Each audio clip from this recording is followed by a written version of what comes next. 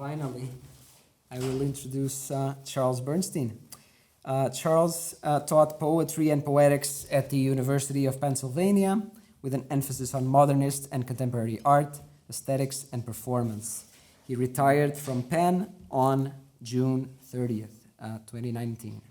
He has published 5 collections of essays: Pitch of Poetry, Attack of the Difficult Poems, My Way, Apoetics, and Content's Dream. His books of poetry include Near Miss, Recalculating, All the Whiskey in Heaven, Girly Man, With Strings, and Republic of Reality. He is the editor of the Electronic Poetry Center and co-director with Al Furies of Pen Sound. Now read what I have, which is a little bit longer because I know I'm more familiar with Charles's work. In her literary encyclopedia article about Charles Bernstein, UCD professor Nerys Williams says that a Bernstein poem can be read as a textual vaudeville act or as a polyphonic performance. According to Williams, the poet has noted a fascination for entertainers and performers born between 1889 and 1909. His subjects often include song lyricists, blues singers, and comedians. One should point out, however, that if Bernstein's work is generally vaudevillian in tone, it is oftentimes explicitly humorous and satirical, this being something that markedly differentiates his writing from that of other playful, but perhaps not categorically funny, postmodern poets. In my opinion, this is a distinction that is very important to make. And here I'm going to add a touch of Portuguese cronyism. As my friend Andrew Dorkin, currently writing his dissertation on modernist poetry and humor at SUNY Buffalo, would put it, it very often happens that when it comes to experimental literature, the expected seriousness of the writing tends to hijack its humor, subordinating it to something higher and supposedly more profound. As a diehard fan of Ed Dorn's Gunslinger, a comic masterpiece of the late 60s, I think that the emphasizing the gratuitousness of Bernstein's humor would be doing his poetry a disservice.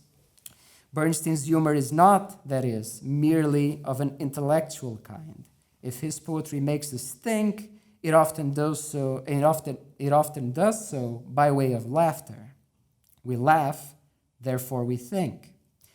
Another thing we should not forget about Charles Bernstein is the crucial role he has played as a mediator and facilitator of poetic conversations across time and space. Nerys Williams points out that, quote, Bernstein's early essays have helped to devote more critical attention to neglected and underrepresented poets. These pieces examined the legacy of second-wave modernists such as Louis Zukowski, Lorien Neidecker, and Laura Riding, as well as examining an alternative tradition of modernist writing, which includes the work of Stein, George Oppen, Charles Reznikov, William Carlos Williams, and Basil Bonting. Moreover, Bernstein has been a keen commentator of poets of his generation, such as Steve McCaffrey, Robin Blazer, Jackson McLough, and Hannah Weiner, end quote. Always with a foot planted in the present, he has also written about authors that have become household names in the experimental poetry scene during the last few decades, like Kenneth Goldsmith, Juliana Spar, K. Selim Mohammed, and Rob Fitterman. Bernstein's role in the promotion of innovative poetry from different parts of the world also cannot be overestimated. His importance as a champion of global poetics is most eminently on display in Recalculating and Near Miss, which are chock full of dedications, translations, and responses to writers from other countries, highlighting the centrality of the idea of community for his poetics. Finally, if you follow him on social media, which I'm sure many of you do, you know how much time he spends promoting and engaging with the works of other people. So, more than a professor, in his sense of the term, that is a teacher, but also someone that lives in and through poetry, an advocate of poetry, Charles is a friend of poets and of those who read them. Welcome, Charles Bernstein.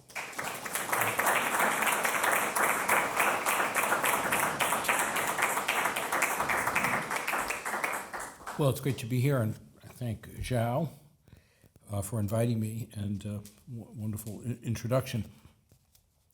I thought I'd mostly read from Near Miss, my most recent book, but I'll read at the end a couple of other poems.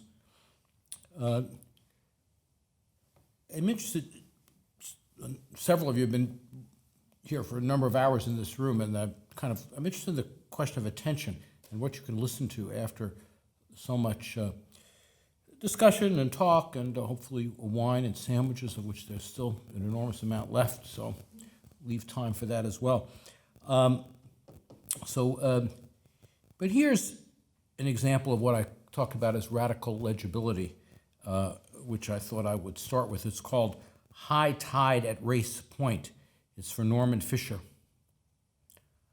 A commercial with no pitch, a beach without sand, a lover without a love, a surface without an exterior, a touch without a hand, a protest without a cause, a well without a bottom, a sting without a bite, a scream without a mouth, a fist without a fight, a day without an hour, a park with no benches, a poem without a text, a singer with no voice, a computer without memory, a cabana without a beach, a bump with no road, a sorrow without a loss, a goal without a purpose, a noise without sound, a story without plot, a sail without a boat, a plane without wings, a pen without ink, a murder without a victim, a sin without a sinner, an agreement without terms, a spice with no taste, a gesture without motion, a spectator without a view, a slope without a curve, a craving without a desire, a volume without dimension, a Nazi without a Jew, a comic without a joke, a promise without a hope, a comforter without the comfort, the certainty without being sure, stealing with nothing stolen, the might have beens without the was, Mishnah without Torah, the two without the one, the silken without the silk, the inevitable without necessity,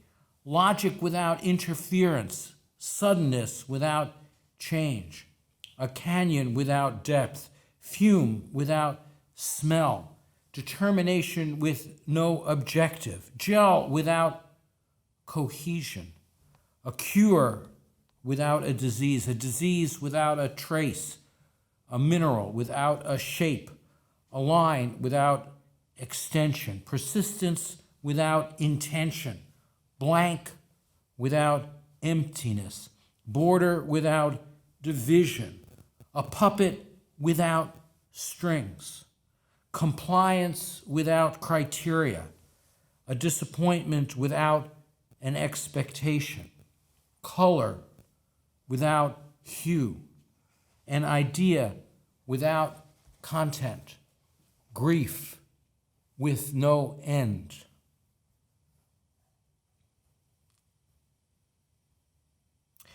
This one is called Don't Tell Me About the Tide. I've been there and back, my friend. Of time I can tell you nothing that is not already written in sand, scarcely noticeable just before the water engulfs it without even a trace of any inscription remaining. Man is no better, crumbling in currents of perilous recrimination, where humanoids dwell in close proximity to beasts. Who doesn't adore them? It is the story of the birth of the mother. Only now I am too paranoid not to say it in another's words, or to try again one more time without feeling. Motion alone encumbers her meaning.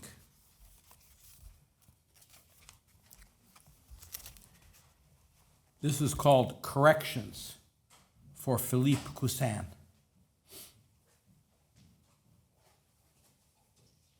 So this Philippe Cousin is a poet and conceptual writer from Chile, and he asked a group of people and published it online to write corrections, a set of corrections. So this was mine. I wouldn't touch it. It's perfect, just as is. You capture something. Well, I've never seen anything like it. Don't let anyone make you change the first line. I mean, it's a cliche, but I love cliches. And it's offensive. I mean, no one calls Jews that anymore. But the important thing is it conveys how you think, even if it's scary. Maybe for the next poem you could increase your vocabulary. I mean, great things can be done with just the most common words, but sometimes it adds a bit to go outside that list. I mean, don't make yourself neo-Baroque, for God's sake. Also, you don't need to repeat the same sentiment over and over. I know you're mad and you think no one listens to you, but it's not like everyone you don't agree with is a fascist or a racist. What about the actual fascists and racists? But hey, I could see how this really gets over your point of view. And that's what's important. Revising, trying to make the work aesthetically interesting, that's just a lot of elitist nonsense. Say what you hate. That's poetry.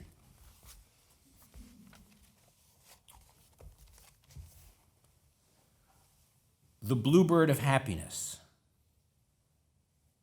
Lakeside, no one mourns about the flow of capital to private vaults just offshore from the Anthropocenes.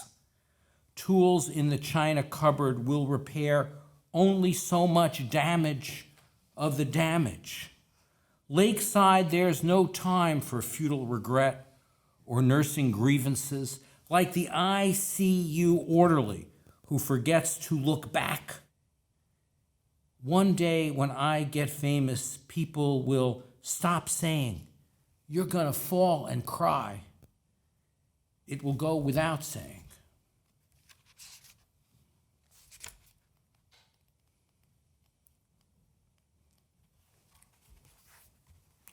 The Island of Lost Song, with an epigraph from Irving Berlin. You and the song had gone, but the melody lingers on. I write speech, you wrong speech. Charlie Chan say, good proposal like egg ready to hatch. Mind yoke. Old age is nothing to write home about. Home is where the heart was. Poetry makes music with the words alone. No use not crying over spilt kreplach. Repetition is 9/10 of the law.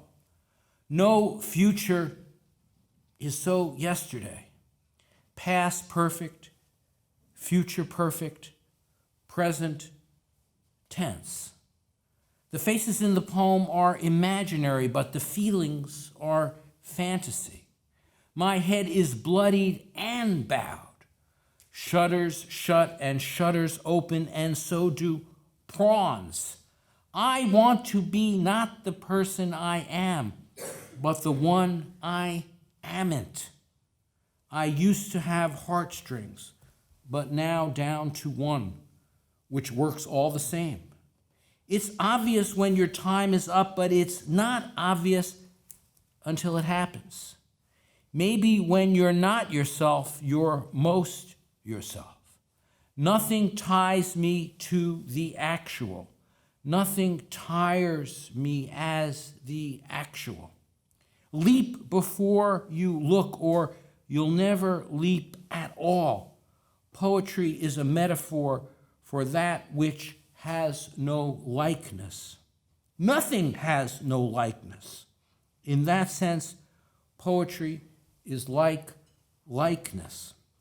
But every apple has a core, every horizon a philosophic song. If you're not part of the problem, you're part of the problem. Yesterday's bloom, yesterday's bloom, today in tatters. Don't let future misgivings taint past regrets. The pain of the children is visited upon the father. Dreaming is better than remembering dreams. Poetry is being possessed by the soul of words that are not yours and making them somebody else's. Poetry is the actual words on the actual page. But the problem is there are no actual words, nor actual pages. This poses serious issues for realists and idealists. Resurrection is right around the corner, but I just sit in my garden. In veritas vino, truth is drunken. You can give me all the shafts you want, but my sins are sacrosanct. Style is never less than an extension of form, just as form is never more than an extension of style. Prose makes the man, poetry what she might be. The more things change, the more different they are. I never met a cliche I didn't like. Never trust a poem with its eyes too close together. As for quiet desperation, it seems better than the noisy kind I so often feel. Even forever is not forever.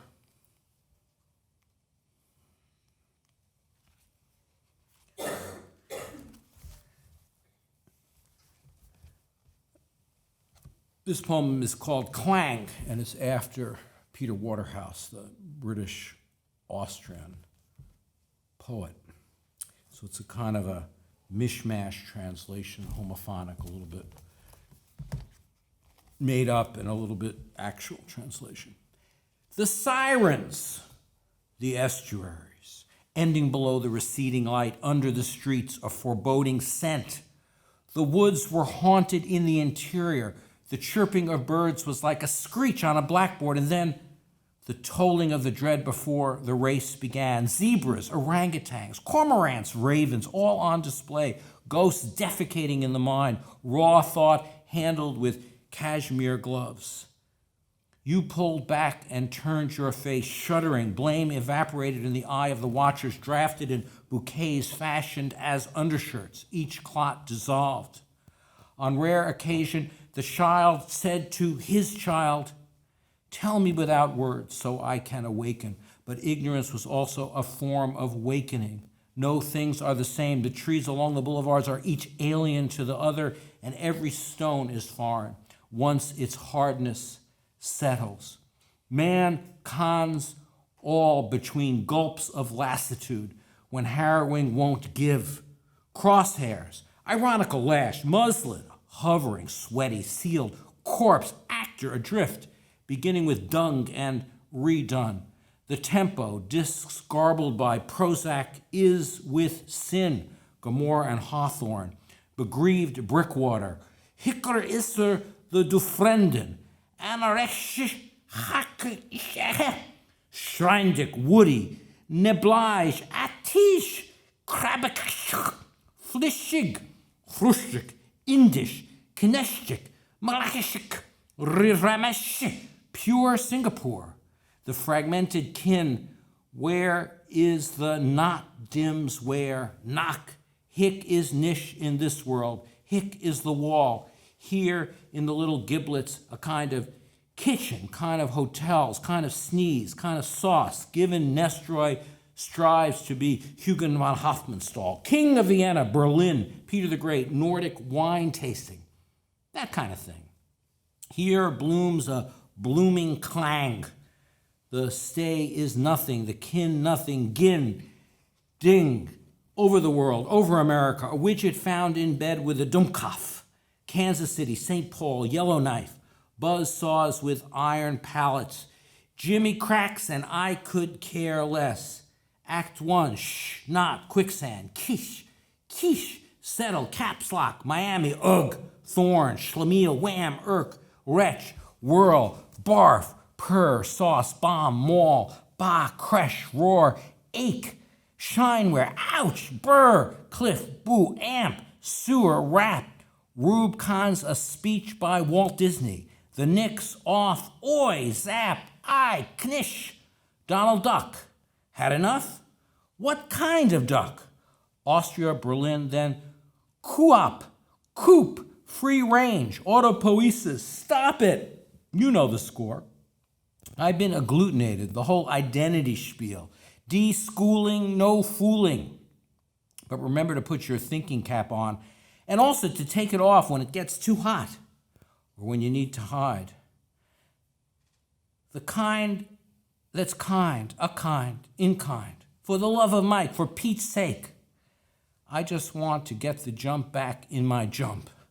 Now tell me again with different words. Peter and his wonderful group called Versatorium have translated they published two books based on my work and their own transformative transcreations. So this was my way of sort of turning Peter back into that discussion. This is a very short poem, goes by almost before you hear it. It's called Beyond Compare. No moment like this, even this. No moment like this, even this. This is another short poem called The Pond Off Pamet Road. Tell me one more time how after this everything molders into must, such that our definitions engorge themselves on themselves. And when gleam becomes Tyrannosaurus and misty avalanche trends an hour under antiseptic preconditions, perched, silly, Sally says, all in the day's waste.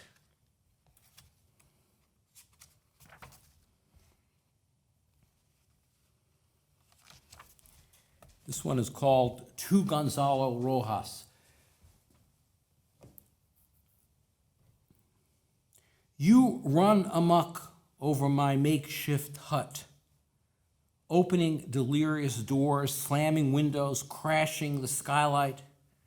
Then you roughly sand my floorboards so I can feel the grain of the bare wood with my bare feet, walking toward you in the pitched black of these Americas. From Brooklyn now, I feel you quivering in Lebo, Concepcion, Valparaiso, Chillán, Santiago, in the thrall of a cursed century, in the thrall of each forgotten poem, and the ones you refuse to remember. So a second poem for a Chilean poet, and of course thinking about the cataclysmic events in Chile too, Gonzalo Rojas. I'm sure happy to see what's happening right now. I think that was written like for a centennial collection of his work. This one is called Ring Song, and it's for a poet. It's after a poet named Naomi Raplansky. Naomi Raplansky is still alive. Actually, she lived about a block from where Susan and I lived for many years, almost 20 years, on the Upper West Side. Naomi Raplansky is about, I guess she's 100 now, I think, and she is an amazing person, but she's very involved with the Communist Party in the 30s, and she actually heard Gertrude Stein give one of her lectures in America, and is also a kind of a proto-queer gay rights figure too, or feminist, before any of those things existed. Anyway, Al Fillories and I went to visit her, and we recorded an interview, which you can hear on Penn Sound. This is after one of her most well-known poems called Ring Song. When I try to tie my shoe, I fall right down into the flue. When the flue is polished bright, I crave the smell of canceled light. When my light is near its end, I carve a rhyme with my own pen. When that pen runs out of ink, I still have time to think and drink. When my thought befuddles me, I stammer at my enemies. When the enemies persist against the wall, I stately hiss. When my hiss drowns out your voice, I gamely play it like a noise. When that noise is all I hear, I join my maker, full of fear.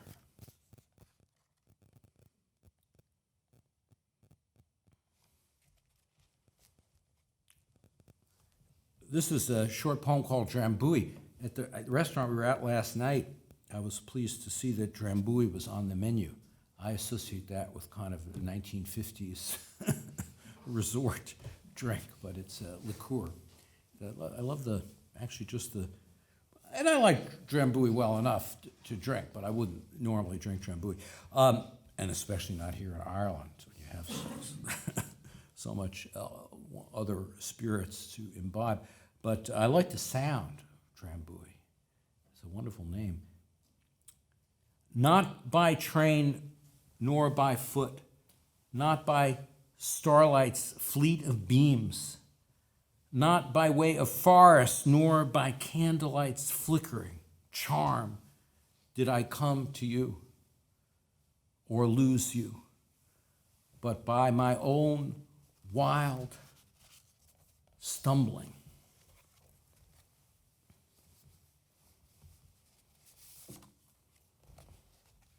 This short poem is called There's a Hole in My Pocket, and it's for Tom Donovan.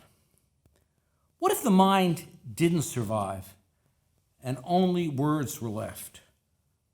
Or not even words, but flickering spaces between them, which we thought we felt, but now it's just you and me, and neither of us can imagine how to say that or how not to.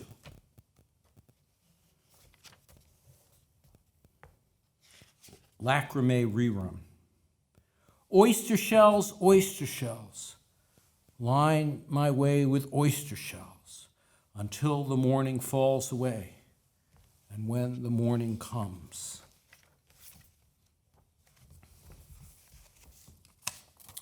this is a more recent poem, has the title, The Darkness He Called Night. Virtue's a kind of despair, masquerading as care. A bitter current is for virtue sweet. Sublime wine sours its mouth. Snakes eat from its hands. Jackasses obey its whim.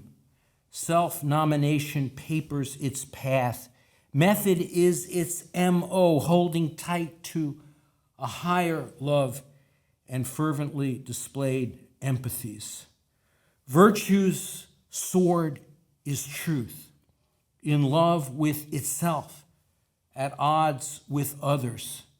Celebrating standards it fashions, virtue jams miscreants, shams malcontents, shaming those abjure improvement. The passion of virtue is reprimand. Nothing is more beautiful to virtue than compelling justice and shattering dissent. Slashes in a pan that will never absolve aesthetics.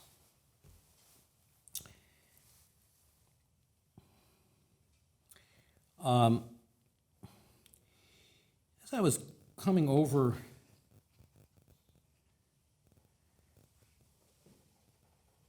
to London last week, Just the day we were flying, I heard of the death of Sean Bonney. Sean Bonney was 50 years old. He died in Berlin. And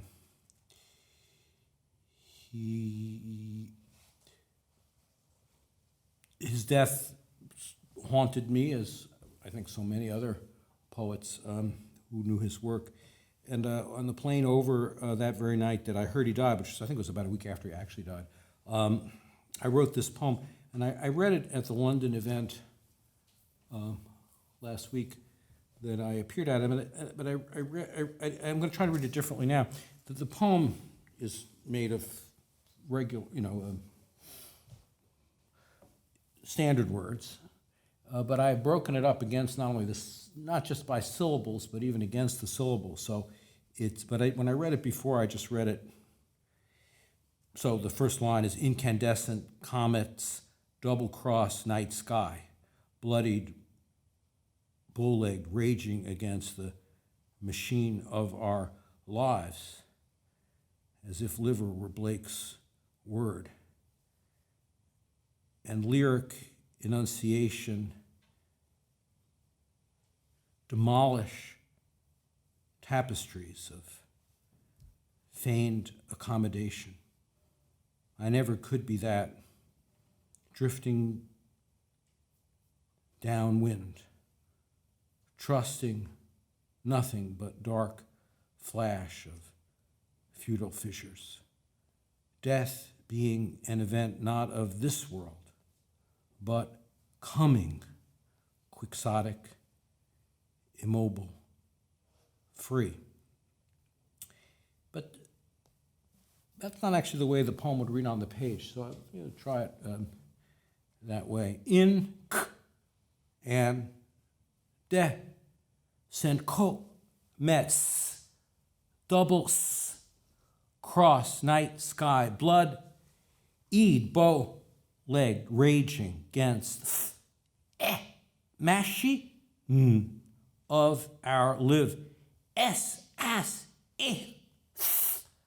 liver were Blake's word, and lie, Rick, none, C, iadio, D, mol, ish, tap, s, tries, of, fe, g, ne, d, ac, com, mo, datio, I, nev, old, be, t, try, ting, down, win, true, st, ing, no, th, but dark, fl, ash, of few, till, fizz, shures, d, eth, being, g, and, vent, not of, th, is, world, d, boo, t, k, ing, qu, x, o, t, k, I, mo, ba, lu, e, free. Better that way, but amounts to the same. And so I'll end with a short poem that sort of interests me to read here, which you may or may not see why. It was the last poem in Recalculating. It's called Chimera.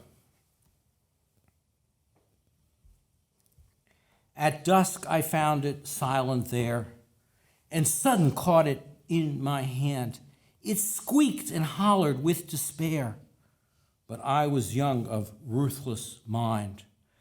I scooped and cupped it in my palm so it would no more come to harm. Yet quick I knew to let it go. It was not mine to have nor hold. Ere since that day,